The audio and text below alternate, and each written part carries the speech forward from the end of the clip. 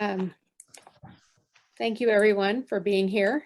And it is my first torch paper, as Tim said, so I hope you enjoy it, and I hope you be kind in your reactions. My paper, as Tim mentioned, is titled My Sister's Middle Child. As school was resuming in August, the University of Nebraska enacted Executive Memoranda Number 40, a name and gender identity policy that allows students, faculty, and staff on all campuses to use a name, gender identity, and pronouns of their choosing. These options are displayed on class rosters, course management systems, campus directories, Zoom, and other systems where a legal name is not required. Ultimately, this policy will further our university's understanding of and comfort level with gender-inclusive language, Pat Tetrault, director of the LGBTQA+ Center, said. At this time, we ask that everyone take time to listen, learn, and care about these individual identities and to respectfully use the name and pronouns that people go by. Last week, with a policy for students already in place and over objections from Governor Pete Ricketts, the state college system adopted a similar policy, asking faculty and staff to respect the chosen name and gender identity of other employees wherever possible. Even as transgender youth have had to fight for their rights to play sports and to use bathrooms that are consistent with their gender identities, some efforts to be more inclusive of transgender, genderqueer, and non-binary individuals have been seen nationally and internationally in recent months. For example, recognizing that the male-female dichotomy does not fit all people, British Airways, Air Canada, and other airlines have stopped addressing passengers as ladies and gentlemen. In October, the U.S. State Department issued its first passport with an X gender marker after deciding this summer that a person can change the gender marker on their passport without a medical requirement. In popular fiction, the issue of gender binaries has even gone beyond the bounds of our solar system. In Project Hail Mary, the latest book by Andy Weir, best-selling author of The Martian, science teacher turned astronaut Ryland Grace has the following reaction to the first contact between human and alien. I return to the Hail Mary and close the airlock door behind me. I pant and wheeze with excitement. I can't believe that just happened. That's an alien. I just saw an alien, not just an alien ship, an alien being. I mean, just his claw, hand, but yeah, well, I guess I say his hand, but maybe it's her hand, or some other pronoun I don't have a word for. They might have 17 biological sexes for all I know, or none. No one ever talks about the really hard parts of first contact with intelligent alien life, pronouns. Indeed, many humans seem to find pronouns hard to talk about and use, even during contact with other humans. This fall, journalist Linda Wertheimer wrote in the Boston Globe magazine that gender-neutral pronouns and terms LGBTQ youth and allies are using with ease often are novel to adults. Knowing this to be the case for myself, I set out to explore some of the issues surrounding gender, identity, and language, and I would like to share those with you tonight. Before going much further, some clarification of terms might be helpful. First, the term sex refers to how a person is classified at birth, typically based on biological characteristics designated as male or female. The term gender is a social construct involving an internal understanding and experience of one's own identity. A cisgender person is one whose gender identity aligns with the sex they were assigned at birth. The prefix cis, C-I-S, is from Latin, meaning on this side. In contrast, the prefix trans in transgender is from the Latin root meaning across, beyond, or on the opposite side. A transgender person, therefore, is one whose gender identity differs from the sex the person was assigned at birth. The term transgender can be used narrowly to reflect a binary gender identity that is opposite or across from the sex they were assigned at birth. For example, a trans man refers to a person who was assigned female at birth and now identifies as a man. A person who is transgender may transition medically by taking hormones or having surgery, for example, but that is not a requirement. Transitioning socially, such as through pronoun usage, and legally, such as by changing one's name, are also options. The term transgender also can be used more broadly to describe anyone whose gender identity differs from their assigned sex, such as those who identify as genderqueer, gender fluid, or non-binary. Just as transgender may be used as an umbrella term, the same is true for trans, which, according to GLAAD, can be used as shorthand for transgender, but also may be used more broadly to include a variety of identities. Finally, sexual orientation is a separate, though related, part of a person's overall identity. Whereas gender is personal, that is, how we each see ourselves, sexual orientation is interpersonal, that is, who we are physically, emotionally, and/or romantically attracted to. In June of this year, Pew Research Center's American Trends Panel, which surveyed more than 10,000 adults in the US, found 42% of Americans said they know someone who is transgender, and approximately 25% of respondents said they know someone who uses gender-neutral pronouns. However, the poll also showed respondents' comfort level in using gender-neutral pronouns was split, with half saying they feel very or somewhat comfortable using them, and 48% say they feel very or somewhat uncomfortable using them. Perhaps not surprisingly, the survey revealed differences between younger and older respondents. 53% of those ages 18 to 29 said they know someone who is transgender versus 32% of those 65 and older.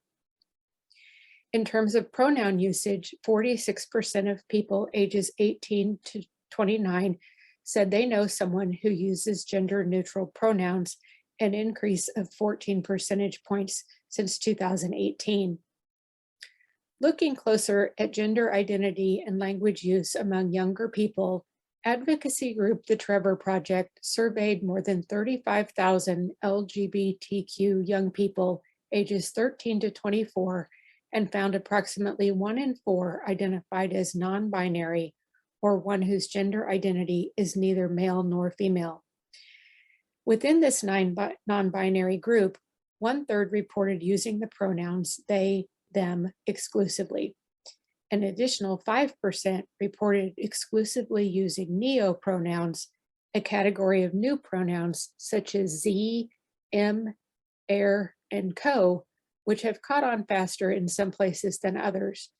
In Sweden, for example, the gender-neutral pronoun hen, H-E-N, has increased in popularity since appearing in a children's book about a dog in 2012. In the United States, the singular they has become more widely accepted, even as it has had vocal detractors, some who call themselves grammar purists, protecting the language, and others who simply refuse to accept anything other than binary gender categories. In 2015, the American Dialect Society named the singular they its word of the year, and in 2019 designated it word of the decade. The use of they as a gender-neutral singular pronoun was added to the Associated Press style book, The Bible for Most Journalists, in 2017. The current edition of the American Psychological Association style book, used in many scientific disciplines, endorses the singular they, and the Chicago Manual of Style also now finds it acceptable. In another sign of increasing acceptance that binary he/she pronouns do not work for everyone, the American Dialect Society in 2019 named my pronouns as its word of the year, as in, hi, I'm Nancy and my pronouns are she/her.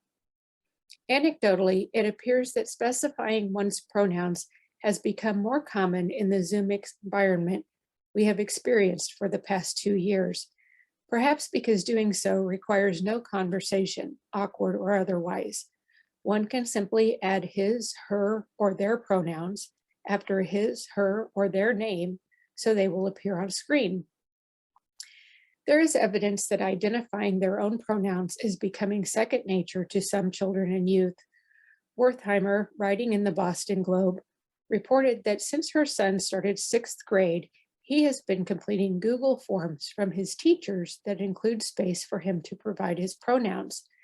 Now in eighth grade, her son made a video to introduce himself to his classmates. After stating his name, he said, "I use the pronouns he, him, his, and I like to read and skate." However, some critics of school policies that ask students to provide their pronouns say schools are promoting and normalizing transgender and non-binary youth. The assistant principal of a sixth grade school in Needham, Massachusetts told Wertheimer, "I think everyone who cares about children is on a learning curve. Our understanding of gender identity has evolved in the last decade."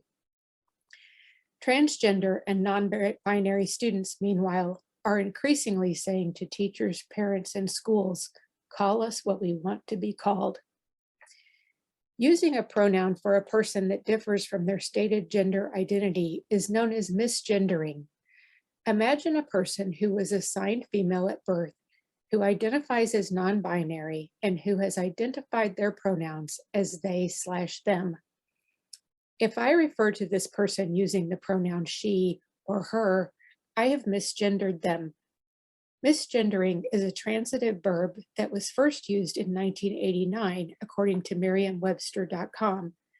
Interestingly, I found no evidence of opposition to the adoption of this new verb, although many of those who oppose the singular they appear to do so on the basis that language changes should occur organically and not at the behest of a particular group. Alicia Vitale, a content creator for the Gay Times, wrote that she hopes people will try to understand what it is like for someone to be misidentified or misgendered. People should think about how they would feel if someone continuously kept addressing them with the wrong name. No matter how many times they corrected this person, they just refused to use their correct name. That is how you make people feel every time you choose not to use their pronouns or misgender them, she says. How people want to be addressed is important, and you should respect that even if you don't fully understand it. As someone who has worked as an editor for almost 30 years, I have struggled at times to adapt to using they as a singular pronoun, even when the style books I have used and referenced above have given me permission. In recent months, I have had more reason to adjust. I was at my mother's funeral in May when I realized I did not know how to introduce the person standing to my right. When a well-wisher asked, "Now, who are the other children and grandchildren?" I pointed to my sister who was standing beside my dad. "That's my oldest sister, Patty," I said, "and her youngest son, my nephew, George. That's her oldest, my nephew, Calvin, her husband, Doug, and," I said, my mind leaping ahead with the realization that I had set a trap for myself, "this is Sal, my sister's middle child." Sal, who was assigned female at birth and had been known to everyone as Sally for the first 22 plus years of her life, had over the previous 2 years or so begun to go by Sal, identify as trans, and adopt the pronouns they and them. I felt bad that the words I used sounded much less personal than those I had used to describe Sal's brothers. But in the middle of my introduction, it hit me that referring to Sal as my sister's daughter or my niece would effectively assign them to the female gender. I thought later about the many gender binary terms used to describe familial relationships: mother, father, son, daughter, brother, sister, aunt, uncle, niece, and nephew. Non-binary alternatives such as parent, child, and sibling exist for some of these relationship words. And although hearing someone introduced as my parent, my child, or my sibling might sound awkward to my untrained ear compared to my dad, my daughter, or my brother, at least alternatives are available. To prepare myself for future introductions, I began researching this issue, and after Googling non binary alternatives for niece and nephew, I learned that one exists. Samuel Martin, a linguistics professor at Yale, is credited with coining the term nibbling in the early 1950s as a combination of the N from niece and nephew and the ibbling from sibling. Merriam-Webster.com notes that the word does not appear in the dictionary, but is now increasingly used, especially in the UK and other countries, after spending its first 50 years in relative obscurity. Singer Jennifer Lopez helped introduce the word to the mainstream last year with an Instagram post about a short film titled Draw With Me. The film tells transgender youth Brendan Scholl's coming out story, which J-Lo said was very close to my heart because it was a family affair. It's about accepting change and challenges with love and knowing that when we do, anything is possible, Lopez said, in explaining why she thought the film was important. Also, because Brandon is my nibbling. I admit I missed this event, despite coverage on such outlets as NBC News, Oprah Daily, and Cosmopolitan. And although nibbling is on Merriam-Webster's Words We're Watching list, it has not yet made their dictionary.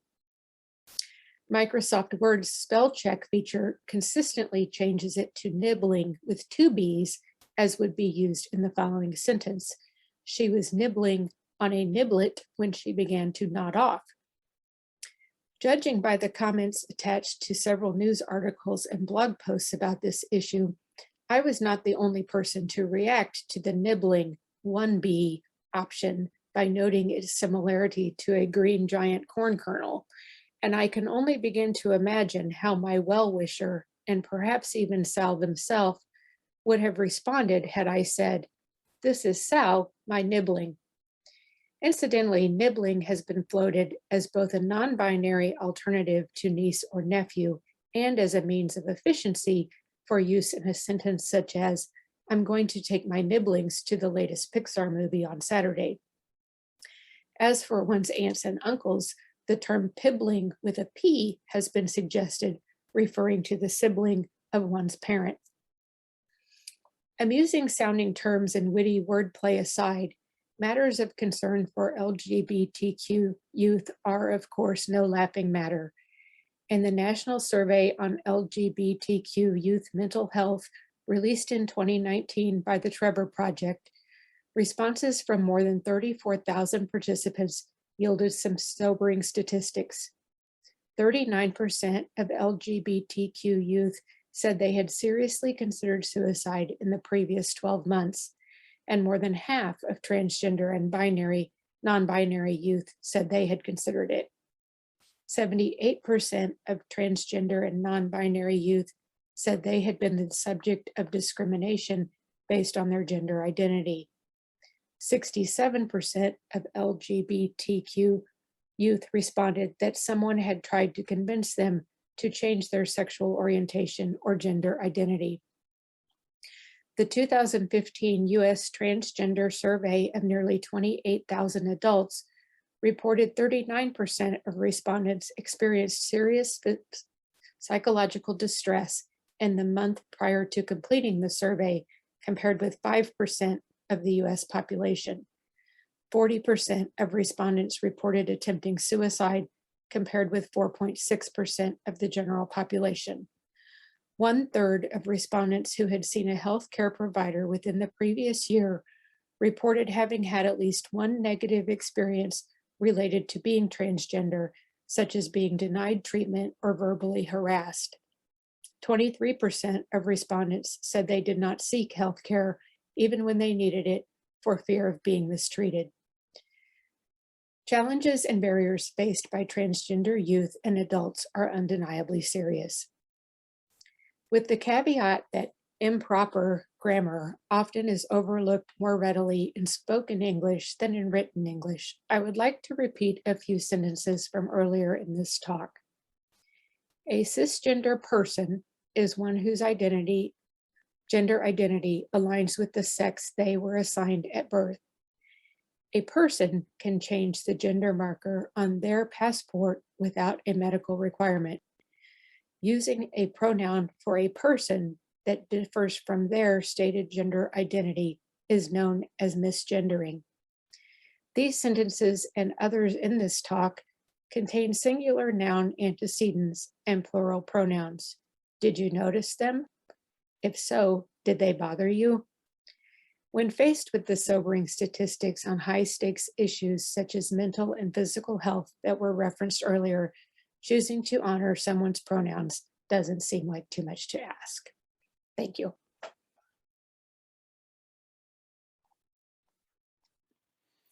Very nice.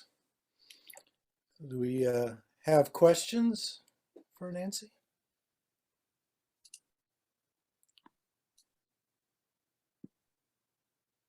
Yes, Elaine. This is not exactly a question, but at the church I attend, yesterday, I asked the name of a young woman, and her father said she was now to be known as, and then gave another name, and said that she had chosen, I think he said binary designation. I don't know what he said. So I called my daughter, who is a high school math teacher, and asked her whether she was encountering these things in the classroom. Oh, she said, all the time. And she said, seems like they all are making these switches. And she said, I talked to our nibbling. She didn't say that, but my grandson's wife is an art therapist, and she was talking to her about it at the baptism yesterday of their baby. And she said that a lot of these young people now want to be known by an animal name. I wondered if Nancy had run into that. I have not run into that. I didn't really go into this because I had to sort of limit the scope, but I did find that there are, of course, other cultures and languages in which the pronouns are really not issues, either because the language allows for things that are gender neutral. And I did run into some cultures where it's not uncommon for the culture believes that the person is more accepting of the person being able to embody more than just one gender. I think there was one that there was a term called being a two-spirit was different from, there's a man and there's a woman, and then but it was very reasonably accepted that someone could be considered a two-spirit, which was perhaps a mixture of both, or non-binary or something different. So, and what you said about the kids, I did run into quite a bit of that, and some of the just how much more prevalent it is, and some of the opposition that I read was based on the fact that based on the opinion or feeling that it's sort of a fad, and that because kids wouldn't necessarily think of it themselves, but people are putting these ideas in the kids' heads and, normalizing this, or by asking the gender question at the beginning of the year, perhaps, somehow indoctrinating the children. Yeah, Bob. Two observations. I once met a person, I don't know if you can use that term or not, I once met a human who didn't want to use it didn't have a name, didn't have a first name, wouldn't be called by first name because they felt it was too limiting. On the other hand, when we were moving into Hardin Hall as a school of natural resources, on each floor in the tower, there are 2 restrooms that will handle only one person in each one. And I suggested in the planning stages, before I was thrown off the planning committee, that we just not identify the restrooms as men and women. And there were people who didn't talk to me for a long time after that. Although, since there are, unfortunately or fortunately or whatever, more identified humans who are men in the building than women, they're allowed to use the restrooms indiscriminately, irregardless of the tank. But in some ways, what you're talking about is, and we've had at our church lots of conversation about this, but it's a long ways, but there's a whole crew back there who aren't on board yet.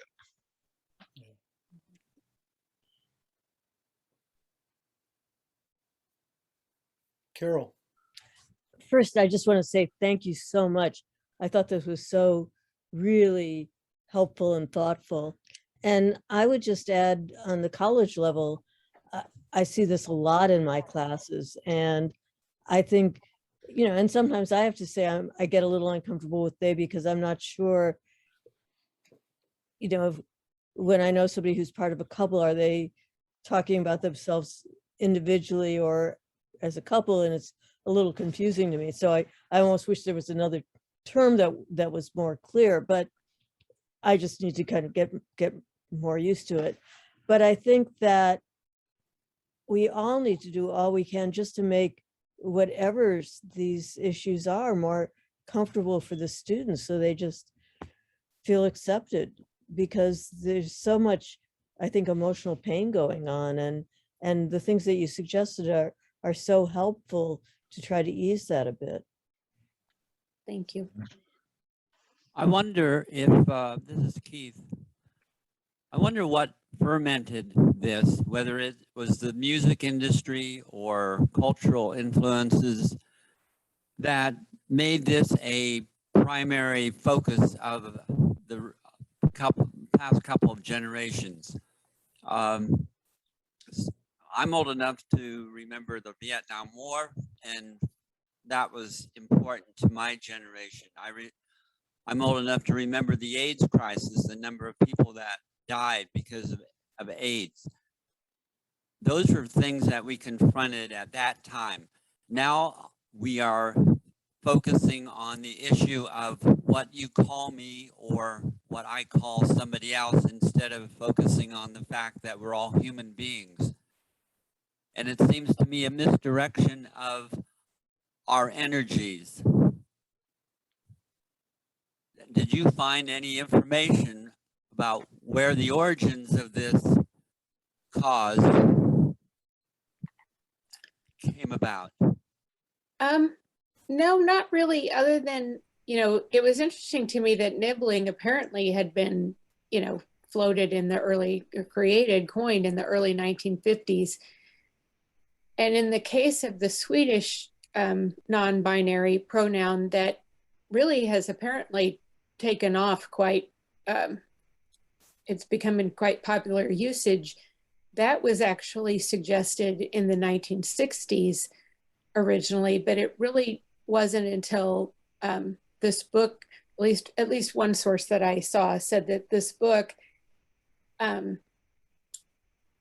that was about a young person and this dog used the word hen. I'm not sure if I'm pronouncing that right, but it's spelled H-E-N, as opposed to, I think it's Han, H-O-N, and H-A-N. And one of the reasons that they thought that book was influential was that oftentimes when a book was published, especially like a book involving a child was published, the non-binary or transgender or, you know, whatever the issue that the child was facing, the book was about that issue. And they said that in this book, the plot of the book had nothing to do with anything gender related. And that because of that, that it might have actually, because it didn't appear to have an outward agenda, it just used the word that helped boost the usage in popular usage. I think sort of like, well, and I'll kind of credit Tim with this. When Tim started teaching at the university level, when we first moved here, he said that he had really noticed that among his undergraduate students, it simply didn't matter whether someone was lesbian or gay or transgender or non-binary or, you know, who they were dating and what, you know, what their outward appearance was. And he told me really quite early on that that was an observation that he made in his classroom, you know, 15 years ago. And he said, in another generation, this just isn't even going to matter, because it's been so exposed. And I sort of feel like that makes sense based on even, you know, like racial issues. I by no means think that we're in a post-racial society, but when you think about where people were in terms of comfort levels with, you know, maybe an African-American person 50 years ago, the comfort level then versus now. For example, if one were to arrive at school and have an African-American roommate, or be in class with more African-American people, or any other minority group, at one point that would have been shocking and, you know, caused all kinds of chaos and consternation. And now, you know, like I said, we're by no means over it, but it's not, it wouldn't be expected to cause the reaction that it once did. And I think it's possible that now we're in a place where that's the case with people who are, you know, gay or lesbian or transgender or non-binary. I also think it's one of those things where, you know, speaking for myself, you can have you might have one reaction to it when it's in the abstract, but when it becomes not abstract, like when, you know, we learned that Sal's preference was to use the term was to use the name Sal, and that and it was a bit of an evolution from, you know, from the first time something was said to where we're at right now, which is that Sal is identifying as trans and prefers the pronoun they. When you know someone so much more personally, then I think that also affects the way that people think about it, and the way that then, you know, widespread maybe in families it's discussed, and there's a different sort of comfort level and acceptance. But if we use their proper name, in your case, Sal, we don't have to worry about the pronouns. So Right. if we stay with their given name or the name that they want to be called, we don't have to worry about the he, him, his, they issue. And I would argue that there are more important things right now in our society to deal with than the emphasis on pronouns. Mm-hmm.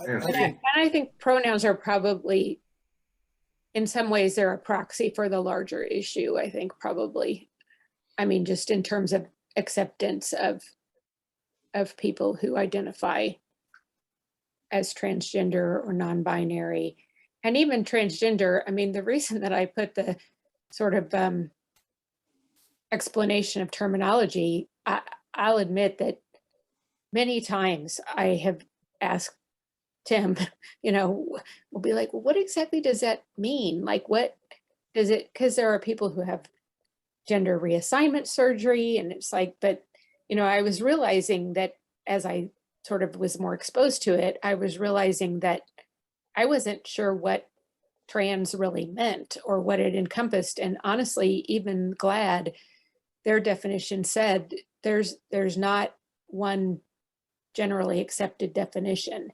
And because it's such an umbrella term, one person who identifies as trans could be non-binary, and another person who identifies as trans could be gender queer. And trying to sort all of that out is difficult. To Keith's point too, like when we're with Sal, the pronoun we use is you, because she's, if she's in the same room and we're speaking to her, the pronoun issue is not an issue. So it really is an issue when we talk about Sal. And it seems to me that all these various terms and, whether we end up using nibbling and pibbling and all of those, I would think those need to rise up out of, or need to emerge from the group that uses them. Because we have a bad history in this country of making bad choices when we name other groups. I think you should be allowed to name yourself and call yourself what you want. The other point I would say, I was a newspaper editor for 30 years, and so I have most of the AP style book memorized, and a big part of that was the use of pronouns. These are things we would have corrected. If you had a singular person and somebody said they, we would, fix that. We would have changed that. And so when this, a couple of years ago, when this started to be an issue, I was really uncomfortable with how this change was going to play out. And I sat down one afternoon and just thought about the various pronouns. And I realized very quickly that the ones we use are so inconsistent. When you say I, of course, you know who you're talking about, but we, there's no number attached to it. You might be talking about 2 people or 200 people.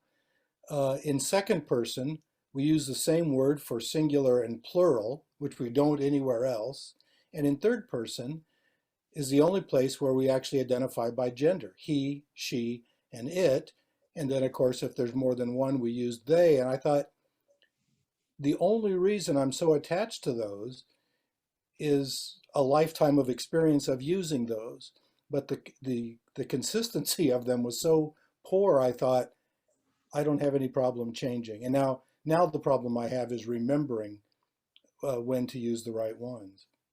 Steve, you had a question. Nancy, I would like to agree with Keith that I think there's a lot of problems in the world today, and I tend to treat people the same, or at least I try to, no matter who it is, give them dignity. And so that's just a personal thing. To me, I just rather call people by their name, whatever name they want to use. That's what I would use. It seems very complicated. Of course, older people are not up to the latest thing, and I count myself among those. But this has also been very politicized, as everybody should guess. The conservatives, the Republican Party, this is one of their issues, okay? They're still stuck on gay and lesbian, okay? Let alone this. This thing is a whole new thing for them that they're against, okay? So there's a lot of pushback on this politically, and it's going to continue to be because people, change is difficult for people, and we are in an era, and it's going to continue, that there is going to be tremendous change in very short periods of time. So I think we ought to get used to it. Mm-hmm. So do you have any comments on the politicization of this, Nancy? Well, I think there's no question.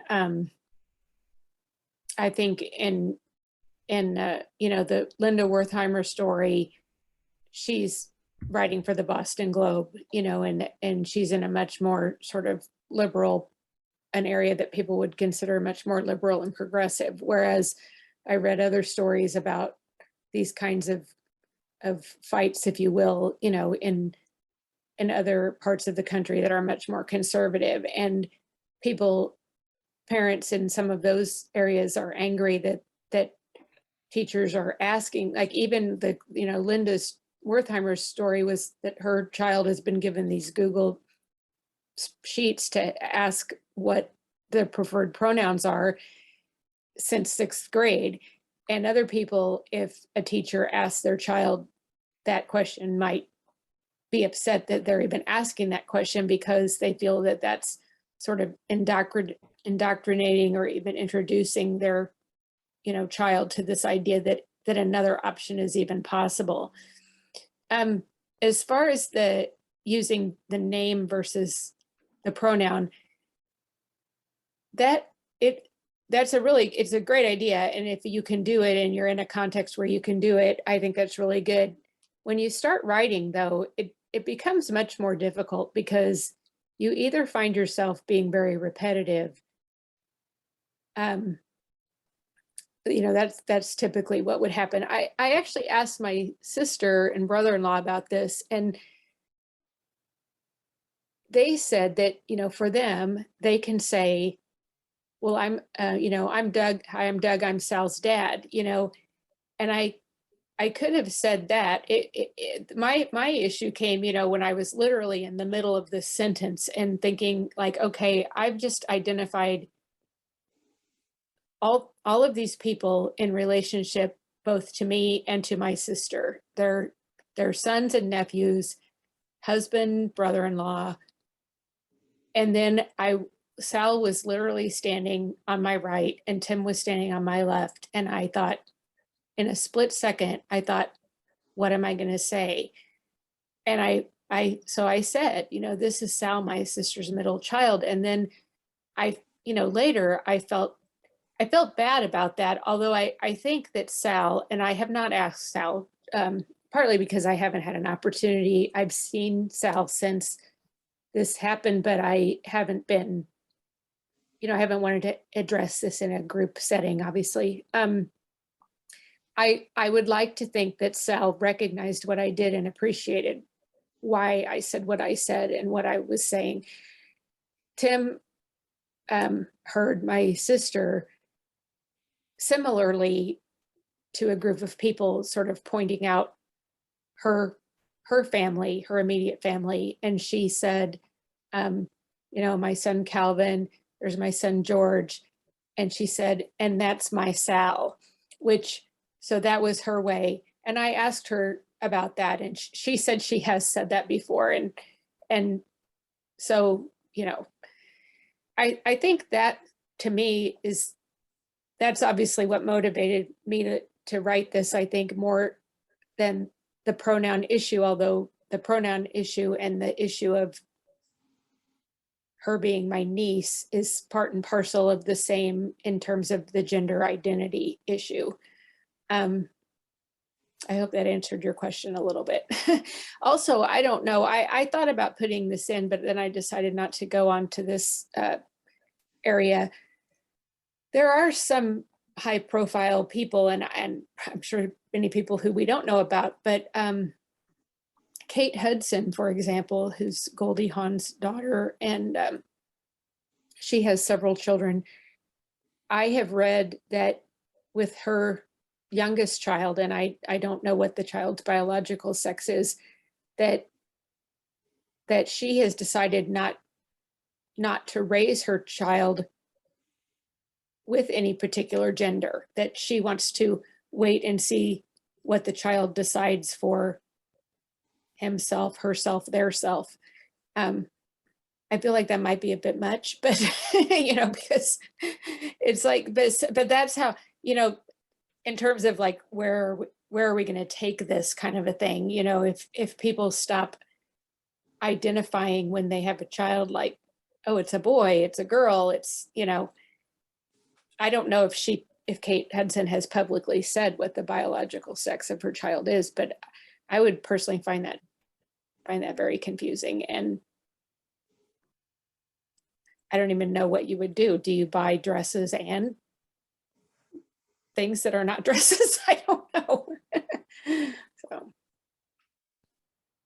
Scott had a Andy. question, and Scott has one. Okay. Go ahead, Scott. There we go. Unmute. Hi, yeah, thanks. Thank you, Nancy. I'm sorry I was late. I missed, must have been a doozy of a paper. But on the point of adjusting and changing, I feel very much like an old dog in a new trick here, but on my class rosters these days, it'll actually say pronouns right under their name. So I always know.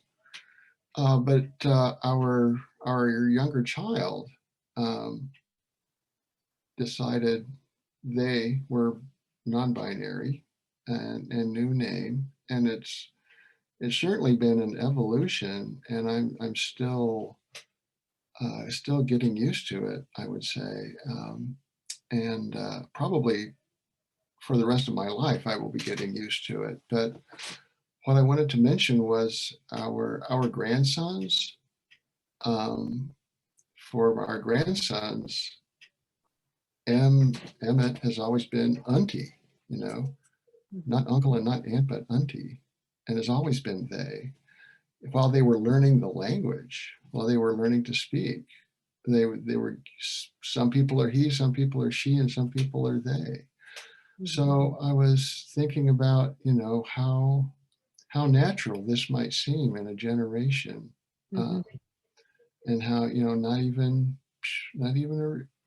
a ripple. It's just part of the landscape. So it's really something I'm always sort of painfully self-conscious about myself, but for my grandkids might not be a big deal at all.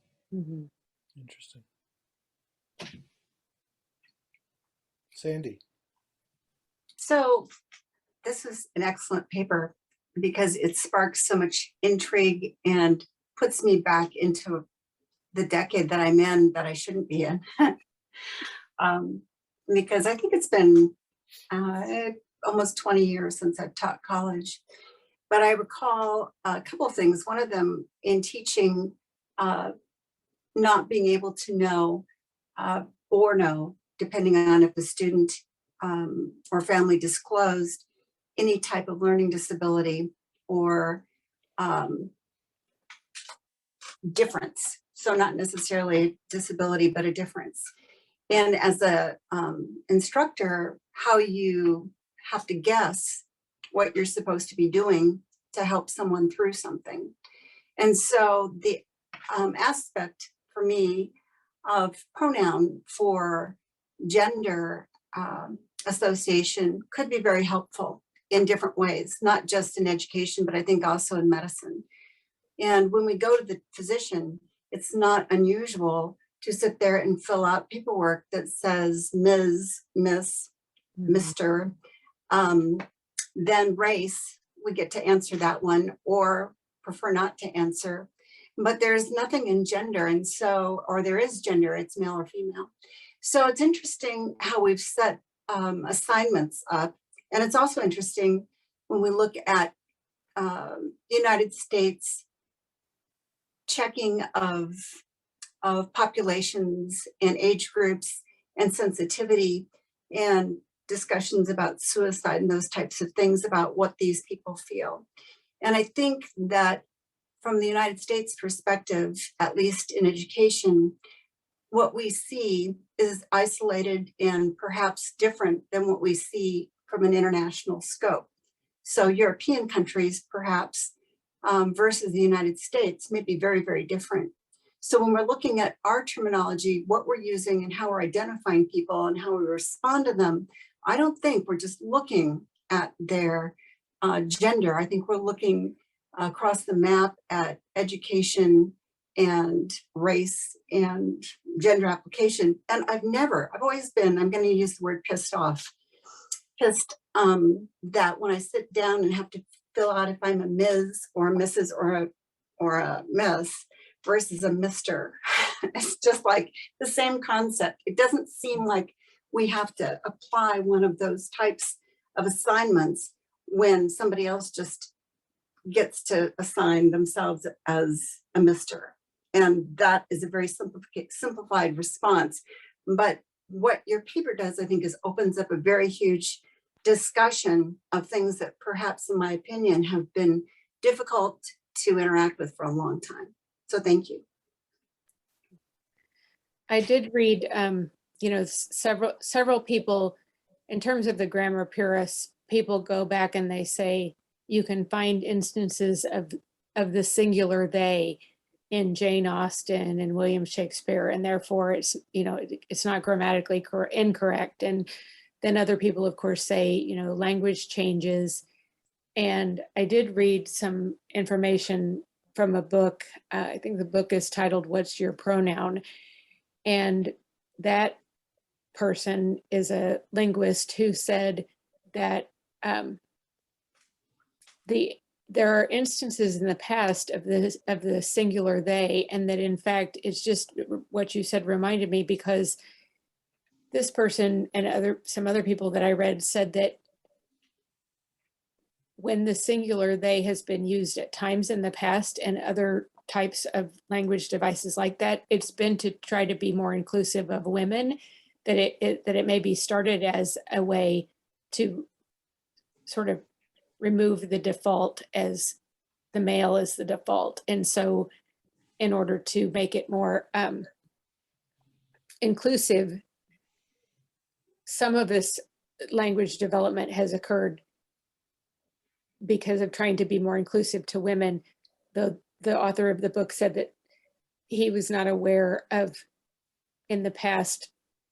This is a new development in terms of trying to make it be more inclusive of like non-binary. There was still, in other words, in the past, it was still the binary, and that to use the singular they was to be more inclusive of men and women, but that was still the binary category. Rumiko, did you have a question? No, I didn't. Okay. All right. Anyone else? I have to go. Goodbye, everybody. Bye, Gunter. Bye, Gunther. All right. Well, thank Sam, you, everybody. Sam Thank might you, have a Nancy. question. Did Sam have a question? Sam Yeah, has a very nice kitty. Oh Yeah. yes, Zumi is loves these talks. That's why she. I had to mute my video so I could go let her in, because she was like, I don't want Miss Torch. So Nancy, I want to say thank you for your presentation. As a high school English teacher, teaching in Lincoln for the last 10 years, I've maybe taught 5 students who were trans, but I've met far more as a debate coach, from other schools, and even had a student once, come out as trans in the hallway and felt that I was someone they could talk to. And so I think what there was a question earlier about, what is the source of this issue and the politicization, and how perhaps teachers are being accused of normalizing or indoctrinating these impressionable students, putting ideas in their heads. I think that with what the data is showing, and that you cited about the increase for dropping out, for self-harm, being at risk for suicide, those are such serious concerns that, as an educator, we are tasked with the overall well-being and health and success of the students. I think the parents who maybe their first inclination that there's something going on with pronouns is when it's parent-teacher conferences and they hear their teacher, or they hear about the first day of school in some Google form.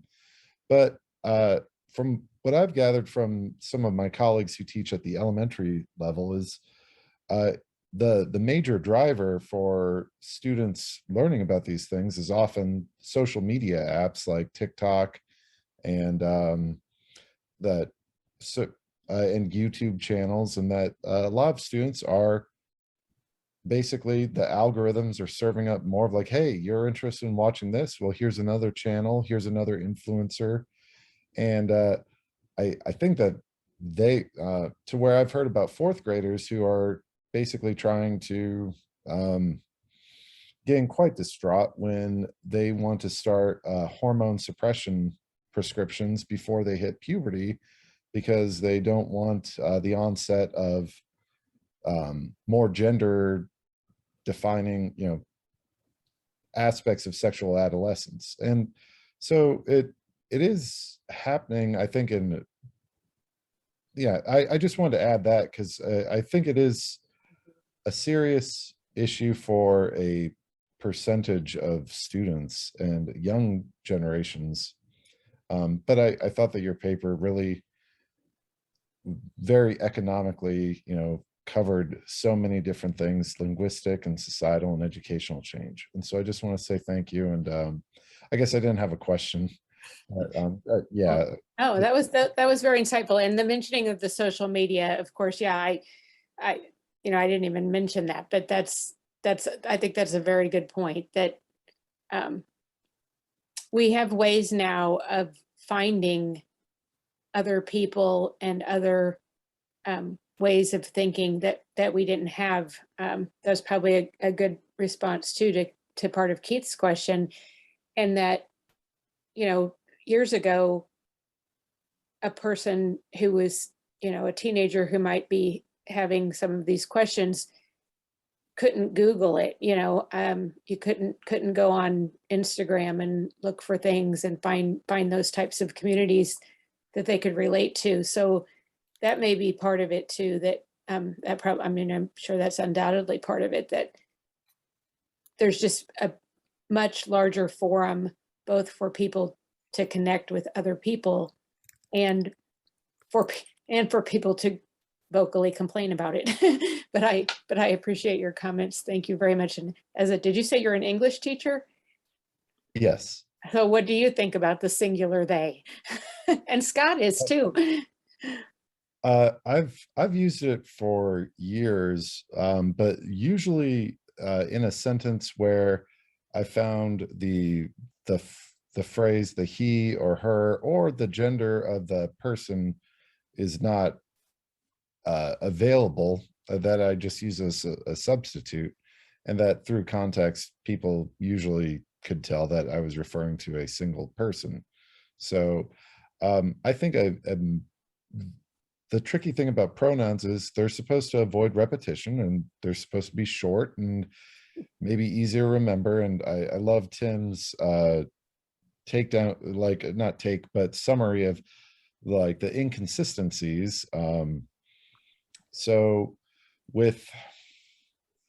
I think perhaps there are people who feel like being asked to remember what every person who has strong wishes and desires for how they want to be called, when it seems to run up against what somebody thinks is normal, it can seem like one more thing that they have to be mindful of. And I think some of the opposition is to that. And besides the overall political, staking of territory and stuff. So that's kind of my take on it. Is I do my best when a student asks, to be referred to a particular way.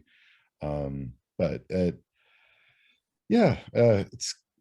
we live in complicated, confusing times.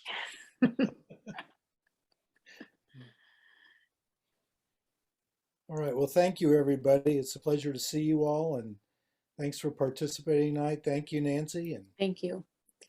I might just mention quickly, because I had checked it and I meant to send out a more thorough report but I will do that. Because a couple of people had asked, we have 27 paid Torch members right now, and 16 who have been on our active list and have not submitted their fall dues. But I did email those people today, and also hopefully if you did pay that I've gotten back to you to let you know that I got your payment. So I just wanted to throw that out there.